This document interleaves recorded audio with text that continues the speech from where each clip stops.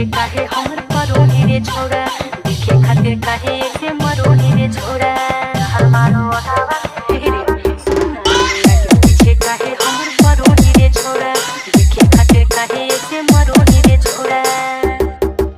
अरे तोरे हम बहने बौरा वाली चौड़ी के कौले जावाली तोरे हम बहने बौरा वाली चौड़ी के कौले जावाली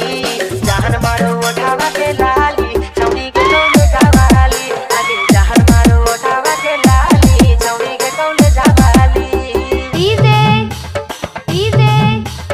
जहन मारो ओठावा सबके छोड़ में ये तभी बोलो है रे लेकिन जिंदगी भर खातिर न झेलो है रे अबे हमर जोरे भी बेहतर जवानी थोड़ा बन के आगा महारानी अबे लेके गए बहुत